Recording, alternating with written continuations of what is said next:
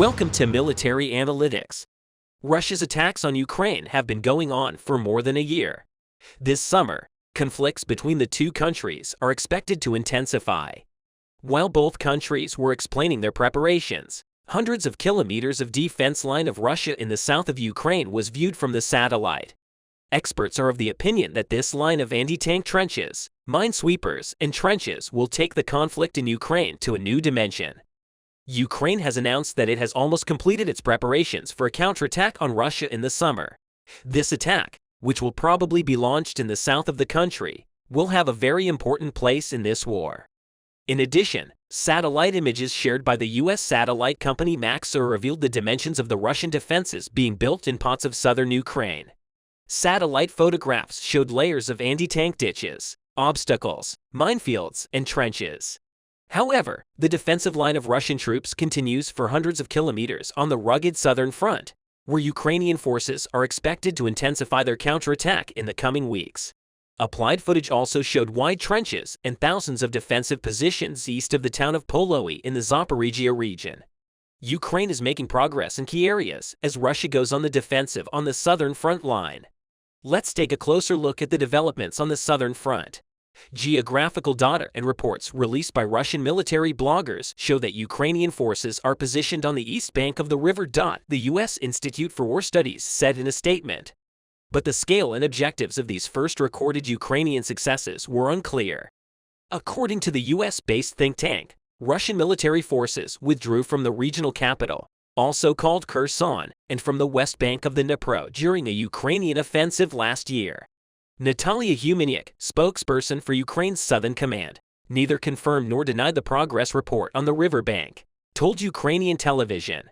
Natalia Humeniuk referred to the reported river crossing. Humeniuk stated that in response to such information, the Russians significantly intensified their attacks on the opposite shore. The official reported that civilians were injured and about 30 buildings were destroyed, including a school. In addition, the spokesperson called for informational silence to ensure operational safety. Humeniuk said, for example, "I want everyone to understand that it is a very difficult task to overcome an obstacle like the Dnipro, when the front line is moving along such a wide and powerful river." For months, Dnipro has marked the line of contact in the Kherson region, where it's regularly bombarded by Russian forces stationed on the other side of the river. Ukrainian forces established a foothold near the town of Oleshki, along the Dnipro River Delta from Kherson. The War Research Institute announced that Kiev troops were approaching the nearby village of Dapchi. The think tank cited data from Russian military bloggers for this assessment. The head of the Kherson district established by the Kremlin denied that Ukrainian forces had established a foothold on the east bank of the river.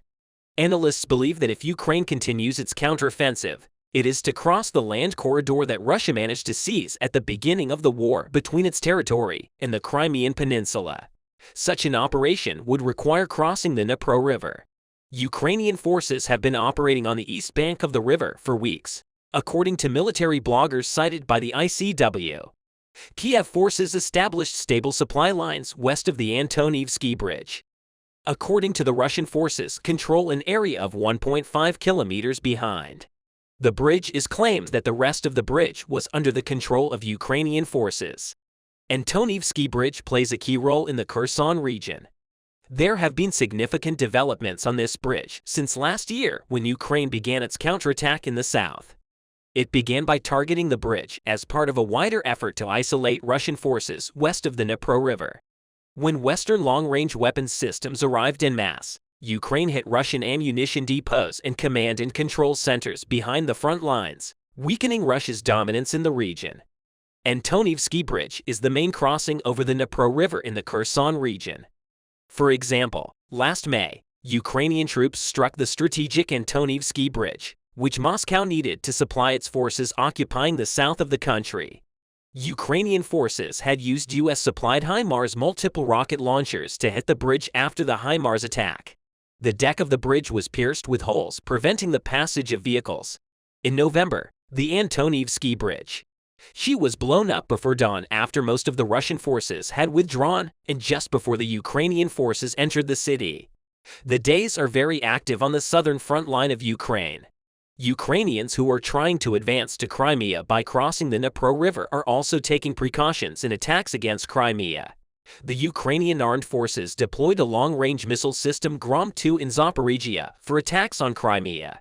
The Grom-2 missile system has a range of up to 300 kilometers, which allows the Ukrainian army to attack the territory of Crimea.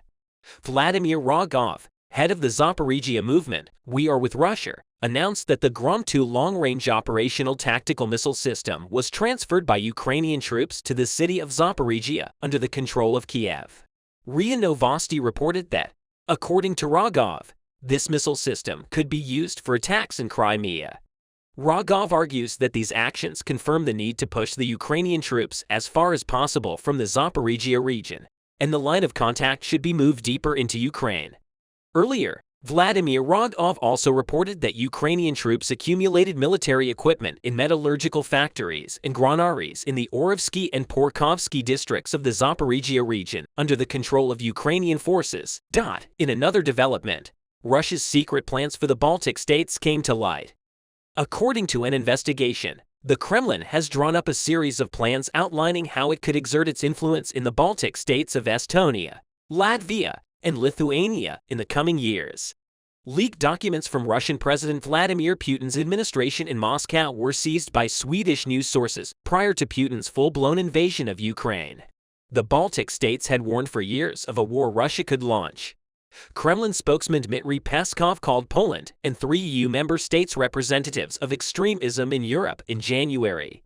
The strategies were created by the Directorate for Cross-Border Cooperation of the Presidential Administration of Russia. This agency had previously prepared another document revealing that the Kremlin plans to incorporate Belarus into a union state with Russia by 2030. The documents state that associations and organizations that can covertly advance pro-Russian narratives and spread Russian culture should be created. Propaganda should claim discrimination against Russian speakers, and Russian-speaking students should be invited to Russia. Meanwhile, the demolition or relocation of Soviet-era World War II monuments must be prevented, according to Swedish news sources. About 300,000 ethnic Russians live in Estonia. They make up about 24% of the population. About 471,000 ethnic Russians live in Latvia. About 25% of its population. And Lithuania is home to about 140,000, representing 5% of its population. According to a joint investigation by news sources, the key issue for the Kremlin is to reduce the presence of the NATO military alliance in the former Soviet countries, while at the same time strengthening Russian influence and culture. A strategy paper points to the risk that Russia's Estonia, Latvia, and Lithuania will be disconnected from Russia's electricity grid. The document suggests that the Baltic states plan to use their dependence on the electricity grid as a lever.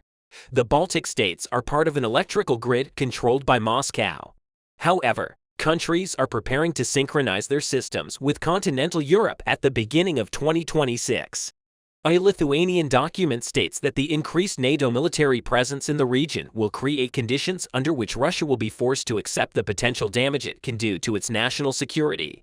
The document states that the number and scope of NATO's operational and combat training activities in the country should be reduced, while preventing Lithuania from acquiring NATO-linked air defense. In summary, the Kherson and Dnipro Rivers will always be in the foreground in the Ukrainian war. A success here will play a role in bringing the Kiev leader to his dream of Crimea.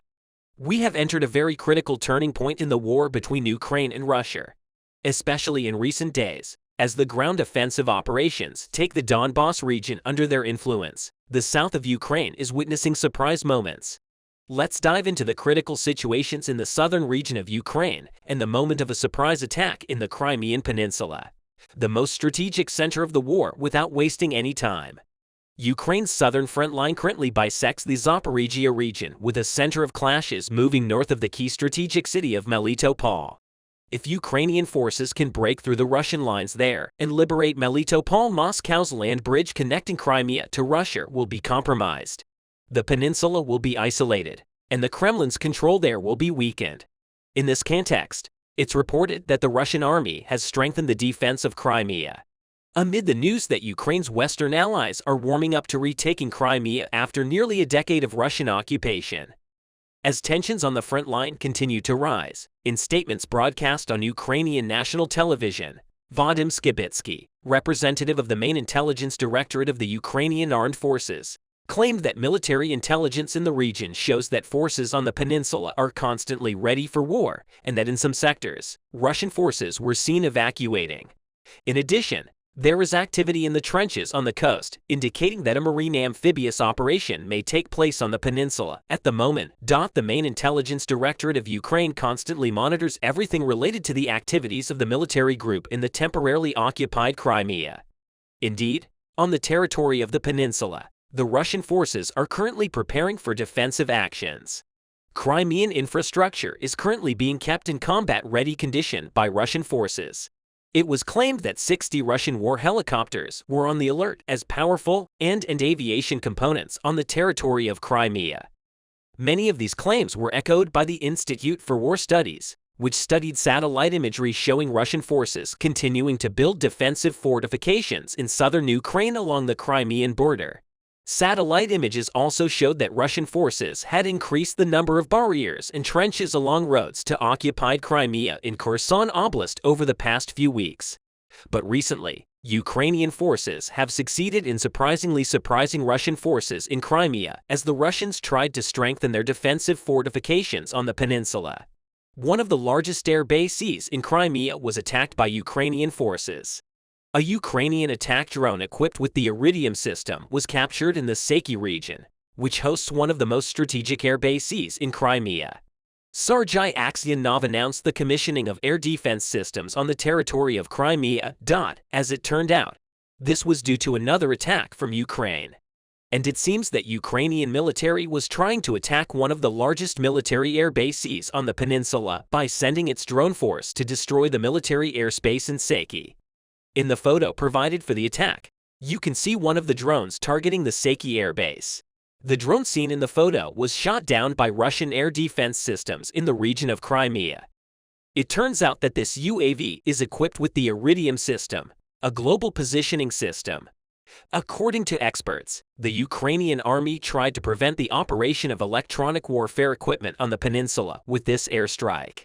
This drone attack caused serious concern not only in Seki, but also throughout Crimea. It was claimed that the load carried by the Ukrainian unmanned aerial vehicle was quite effective and destructive. Such attacks on the peninsula showed that the Ukrainian armed forces are in an effort to retake Crimea. After this striking attack, Ukraine's representative in Crimea, Tamila Tashever, predicted that the effort of the Ukrainian forces to retake the peninsula would create despair among those who believed in Russia's ability to wage an offensive war in Ukraine. On the other hand, we heard that the latest situation in Crimea will be an inevitable escalation that may even lead to a nuclear clash. The rhetoric is changing as we increasingly explain what Crimea is, what it means for Russia, and how things are connected around Crimea. Military activities on the peninsula are constantly increasing alongside the airstrike on Seki. Russian military officials reported that another attack in Crimea was foiled. The Russian authorities, who did not share many details about this attack, did not comment much on the damage caused by the attacks. While Russian forces claimed to have stopped a major Ukrainian drone attack in Crimea, Alexander Bogomazov, the governor of Russia's Bryansk region, claimed that Ukrainian troops attacked Klimovsky in the post he shared on his Telegram channel. In addition, Ukrainian saboteurs opened fire on a moving car on the peninsula with the tensions in Crimea reaching such a high level. Most Ukrainians want President Vladimir Zelensky to continue to liberate the entire country, according to the 1991 borders. A survey of more than 2,000 respondents representing the national population, published in March by the International Institute of Sociology of Ukraine, revealed that 64% of Ukrainians believe that Kiev should retake all the territory occupied by Russia since 2014. Moscow demands that any peace talks begin with a recognition of its occupation of Ukrainian territory, while Kiev demands the withdrawal of all Russian troops from its territory in line with the 1991 borders. Despite almost 13 months of suffering, destruction, and high casualties on the battlefield, most Ukrainians seem determined to continue the war. While 87% of Ukrainians surveyed by KISS say that they are against any territorial concessions. In Ukraine, 9% are undecided. Western leaders, on the other hand, claim that Kiev will clearly decide how and when the war will end. But recent war reports suggest that officials specifically implied that some kind of concessions to Zelensky might be needed to stop the war. On this issue, Chief of Staff Mark Milley thinks it will be very difficult to militarily remove Russian forces from every inch of Russian occupation, voicing the West's concerns about a long and costly war without a diplomatic solution. For this reason, Mark Milley argues that military support to the Ukrainian army should continue, and that Donbass and Crimea should be under Kiev's control.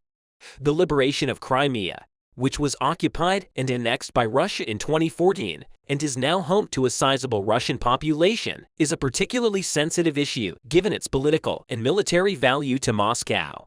The peninsula appears to be under threat, raising concerns that President Vladimir Putin may resort to weapons of mass destruction against the Ukrainian military's plans to liberate Crimea. Still, the majority of those polled by Kyiv insisted that they favored the liberation of Crimea, despite the risk that it would lead to a decline in Western support for Ukraine. Also, 24% of respondents surveyed by Kyiv reported that they preferred an alternative in which occupied Donbass was fully liberated. But Ukraine avoided military operations on the Crimean Peninsula. But Ukrainians and residents of the peninsula want to see a free Crimea. Oleksandr Murashko, a member of the Ukrainian parliament representing Zelensky's Servant of the People Party, noted that Kiev still has a long way to go in order to fully win over its Western partners on the Crimean issue. In this regard, we see a gradual change in the position of Western states. So Ukraine's Western partners are increasingly inclined to support the liberation of Crimea. On the other hand, Kiev continued to pressure Crimea throughout Russia's large-scale invasion and ignored the Kremlin's threats of violent retaliation. Ukrainian forces launched multiple operations against Russian military infrastructure on the peninsula, and even in October detonated a bomb truck over the structure, forcing it to temporarily close the Kerch Strait Bridge, the main symbol of Russian control over Crimea. This attack was a turning point for the Ukrainians, and Crimea was constantly targeted by the Ukrainians after this attack. It is believed that in the coming days, the much-anticipated Great Crimean Offensive will be launched by the Ukrainians. We will see together whether such a striking attack against Crimea will take place. The Ukrainian commander who served as a sniper in the Ukrainian unit in Bakhmut hunted down the Russian soldiers entering the city of Bakhmut one by one. The Russian unit could not withstand the attack of a single man and had to retreat from the area. Very interesting events continue to take place on the Bakhmut front, where the war is intense. While the hot clashes in the city of Bakhmut, which Vladimir Putin insists on, are still ongoing, it was learned that Valery Gerasimov, the Russian chief of staff, has different plans for the city of Bakhmut. It was learned that the main reason why Vladimir Putin wanted Bakhmut so much and the Ukrainian army persistently showed great resistance in the city was to turn Bakhmut into the coordination center of the Russian army. However, the Russian army has not been able to capture the city of Bakhmut for months, and this situation is very disturbing for Vladimir Putin. However, with the latest decision taken by Putin, Russian Chief of General Staff Valery Gerasimov decided to send Russian troops in the Solda region to the battlefront. However, the majority of these Russian soldiers to be sent to Bakhmut will be Wagner soldiers. Gerasimov and Yevgeny Prigozhin, the founder of the Wagner mercenary company, have been in a tense relationship lately. Yevgeny Prigozhin was very angry with Valery Gerasimov for not taking any credit for the Wagner soldiers who played a major role in the occupation of Solder. The Russian general Gerasimov had expressed that the Russian army had achieved all the success in Solder, causing Prigozhin to react harshly. However, it seems that Prigozhin and Gerasimov, who have come together again in recent weeks, are getting back on good terms. The dispute between these two seems to have ended, as evidenced by the transfer of Wagner soldiers from Solidar to rebel-controlled. Now, with the joint decision of Prigozhin and Gerasimov, more than 3,000 Wagner soldiers in Solidar are being sent to Bakhmut. As a result of the work of the Ukrainian and U.S. intelligence services, it was noticed that there was a great activity in Solidar, and it was determined that the troops in the Russian headquarters there began to gather. The Ukrainian army, which started preparations for a big defense, is strengthening the defense line they have created to push back the Wagner soldiers. Wagner soldiers who reached Bakhmut early in the morning the other day encountered something they never expected. While preparing for a new attack, the Ukrainian unit commander, who was stationed in one of the abandoned buildings in Bakhmut, neutralized a 300-strong Wagner unit that entered the city with a sniper rifle on his own. The details of the news are as follows. As soon as the Ukrainian intelligence service learned that Wagner soldiers had entered the city of Bakhmut, the Ukrainian unit commander, who served as a sniper in the army, moved towards the position where the Russian unit would enter. The Ukrainian commander, who went to the now abandoned town of Yanina, deployed in one of the abandoned houses and waited for the Russian troops to enter the town. The Ukrainian commander, who took his position by hiding in one of the houses with a sniper rifle, challenged the Russian unit on his own to buy time for the Ukrainian army. Hours later, the Russian soldiers entered the town, got out of their armored vehicles, and started to take positions to take control of the town. However, at this very moment, Russian soldiers encountered something they never expected. The Ukrainian commander started firing a sniper rifle at Russian soldiers from inside the building where he was hiding. The Ukrainian sniper started hunting the Russian soldiers one by one. The Russian soldiers who were surprised started to run left and right. Russian soldiers who had difficulty finding where the sniper was firing from tried to hide behind armored vehicles. The Ukrainian commander waited for hours for the Russian soldiers to show themselves. When the Russian soldiers who without a sniper was gone showed themselves again, they became targets again and started to be hunted one by one. The Russian troops who entered the town of Yoshida early in the morning were trapped in the town for hours, unable to identify where the sniper was firing from. Russian soldiers had to quickly get into vehicles and leave the town. With the withdrawal of the Russian troops, the Ukrainian commander left his building and returned to the Ukrainian army as code words. According to the Ukrainian commander, there were more than 300 Russian soldiers who entered the town, and more than 60 of them were seriously wounded or killed. Most of the Russian troops attempting to enter the town were found to be Wagner soldiers. Thus, Vladimir Putin's attack plan in the city of Bakhmut was once again thwarted. However, it is a known fact that Wagner soldiers will attack from a different region. The Ukrainian army continues to work at an intense pace to strengthen the 17-kilometer defense line it has created here. According to Ukrainian government officials, air defense systems have begun to be deployed to defend the city of Bakhmut against air attacks. At the same time, a large number of portable anti-aircraft and anti-tank missiles are on their way to Ukrainian troops in Bakhmut. This unsuccessful attack by Russian troops on the city of Bakhmut has led to tense moments in the Kremlin palace. Vladimir Putin is said to have intervened during a verbal spat between Russian Chief of Staff Valery Gerasimov and Russian Defense Minister Sergei Shoigu. Shoigu, angry that Russian troops entered the town without intelligence, blamed Valery Gerasimov for this failure. However, Gerasimov denied these accusations, stating that the Russian intelligence service was not working well enough and that they lacked intelligence. It was learned from sources close to the Kremlin that Vladimir Putin intervened during this verbal argument between the two and silenced both sides. Russian leader Vladimir Putin continues not to publicize the failures in Ukraine to the Russian people, although the Russian army has lost nearly 200,000 soldiers in Ukraine. This situation is not reflected to the Russian people. Russian government officials are trying to keep the Russian people caught by stating that this lost daughter is a hoax. However, Russian leader Vladimir Putin himself does not disclose these casualty data, stating that this data is a state secret. Putin says that it is not right to disclose them. One of the things Putin fears the most right now is that the Russian people will start a big revolt, realizing that his authority will start to be shaken if such a thing happens. Putin is very afraid of losing his throne. Even though Putin has banned Russian TV channels from broadcasting news that denigrates the Russian army or anti-war news, Russian citizens are trying to find out what is happening in Ukraine through independent websites. For this reason, and to put in an anti-war protests are frequently organized in different Russian cities. In the first months of the war, the Russian people took to the streets and demonstrated against the war. However, Vladimir Putin managed to prevent all of these demonstrations by putting the Russian security forces into action. In just 2 months, more than 15,000 Russian citizens were detained for these demonstrations.